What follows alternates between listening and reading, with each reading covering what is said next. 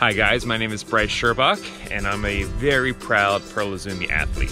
I've been working really hard for close to a decade to kind of create value for myself and establish myself as somebody who is competent and really capable as both an athlete and as a storyteller. So today I'm going to pull back the curtain and give you guys a little bit of a behind the scenes look at the production process with a focus on the point of view video, the DSLR video work, as well as how I provide my own action self-portraitures. Before we go and party on the trails, I think we should take a quick look at my camera pack so you guys can get a little bit of a breakdown of the tools of the trade here.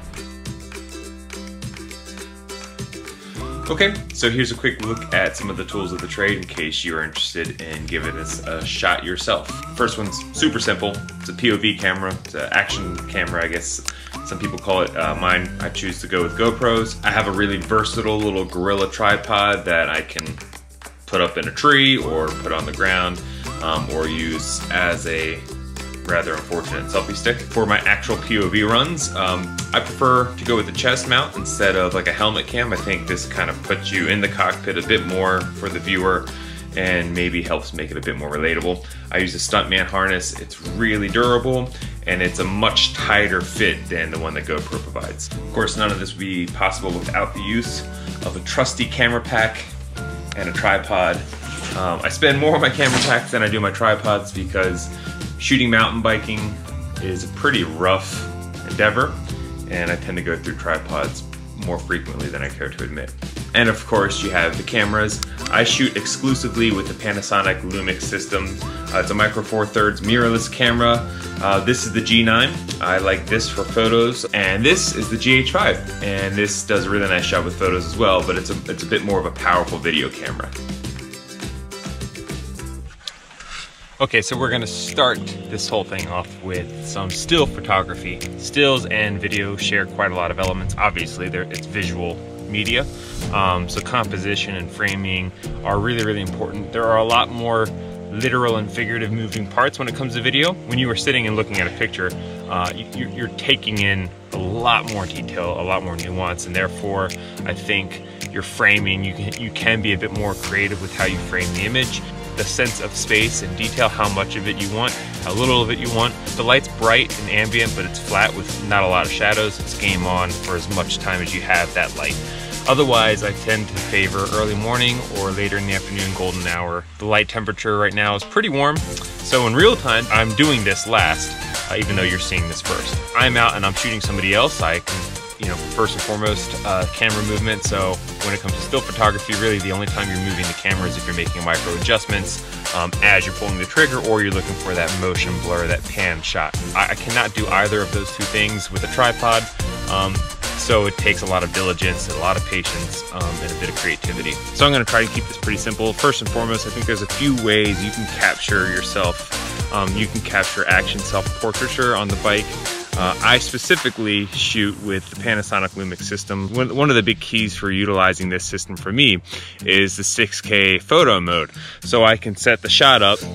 In that mode, I release the shutter and it rolls at 30 frames, 30 JPEGs per second.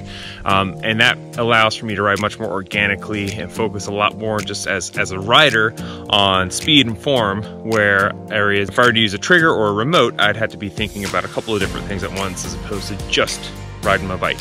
Another thing I think worth noting, and something that I personally try and do, is I don't like to fake the pace. And I'll show you an example between these two photos. One where I go slow and I just lean the bike a little more dramatically as if I were carrying pace through the shot, and another one where I carry proper pace through the shot and I let the riding speak for itself. I think there's a couple of subtle differences between the two that in a still image you have the opportunity to kind of pick apart. Okay, so one of the big challenges you're going to face when you're really trying to effectively shoot action self-portraiture will be finding ways to really creatively showcase the terrain. So you get your tripod, you get your camera, and you can't be afraid to kind of like hike around and find that spot.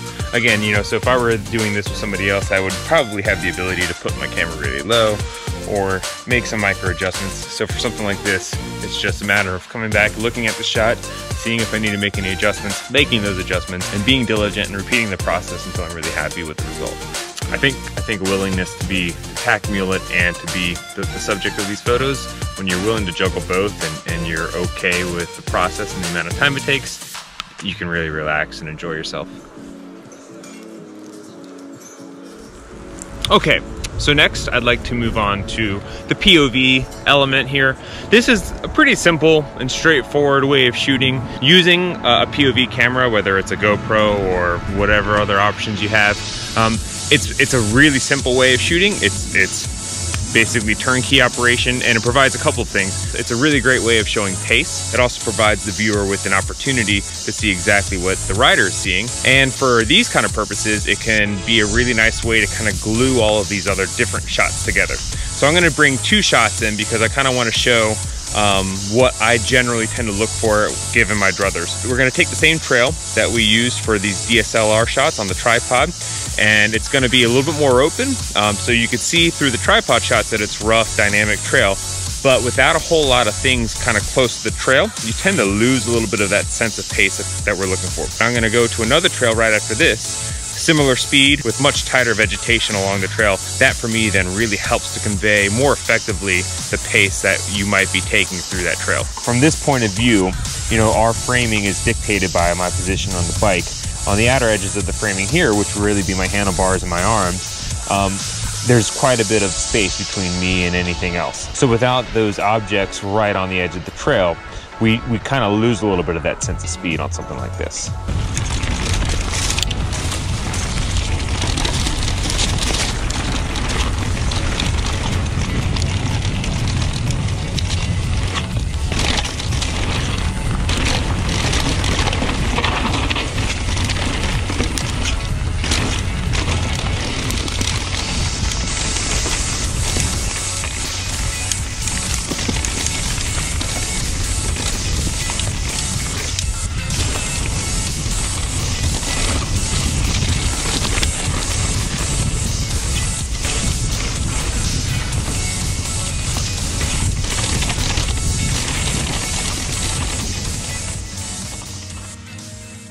I'm going to try and break the video process down as succinctly as I possibly can. Okay, so the section of trail that we are going to be shooting this video on has a few things working for it and things that I think work really well. It's fast, it's rough, it has a few opportunities for some pretty dynamic positioning on your bike, and it's pretty compact. You know, between these 5 shots, you really can, from start to finish, show a lot of really cool trail elements in just a few shots. You know, when you are trying to capture trail effectively on video, you know, I think you need to always kind of go faster than you feel like you should normally. Speed on video doesn't always translate as well as you think it does. You know, in your head, you might feel like you are traveling at warp speed down the trail, and then when you look at it on your, you know, your cell phone footage, or even if you are using the DSLR, you know, you could be a little bit disappointed in the results. So I've found that over the years, you know, you've got race pace, and then you've got video pace, which generally tends to be even a little bit harder. The nice thing is it's section by section, so it's not like you need to try and maintain that over the course of, you know, an entire race. From start to finish, you're probably going to see about 100 yards of trail coming up, and we'll capture it as best we can in 5 shots. So we're gonna start this shot. The first shot that you can see set up here is a reverse. This will be the first shot you see on the trail. The last shot you're gonna see will be a direct head-on shot, and that'll be the exit. Between these 5 shots, what we'll see are 2 fisheye shots and 3 long telephoto shots. 3 of these will be shot at 24 frames a second, and 2 of these shots will be shot at 180 frames a second. When I describe the symmetry of shooting videos, I'm not necessarily looking for, you know, an equal number of shots that kind of match up with each other to create the sum. I'm thinking more along the lines of just balance between my shots. And as you can see as well, it can be a little bit tedious in nature.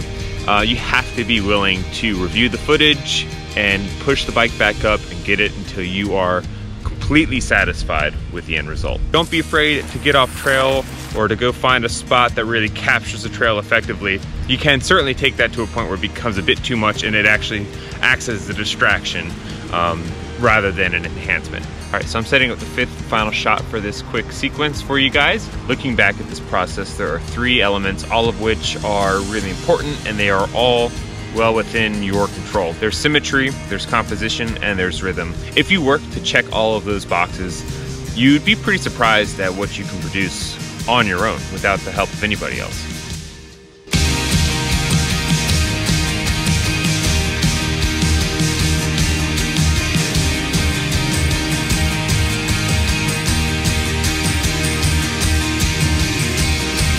All right, that's it. Thank you guys so much for checking this out. Hopefully you got something out of it. Hopefully it entertained you a little bit. But more importantly, honestly, I just would love to encourage people to try this out for themselves. And if I can leave you with anything, I mean, listen, there's a lot of detail and there's a lot to learn really about all these things. I could wax poetic for hours about composition, about framing, about all of the different values that go into visual media. Above all else, I think there are a couple of key points to take away from this. One, creativity. A little bit of creativity goes a long way. Two, practice makes perfect. It's a cliche, but it's really, really accurate. And three, a healthy dose of diligence is really, really important. Just gotta really pay close attention to the details, and if you're not satisfied with it, get it right until you are satisfied. Thank you guys so much. Continue, please, to support Pearl Izumi. They're an amazing company, an amazing brand. I'm honored to ride for them, and this was fun. Thank you.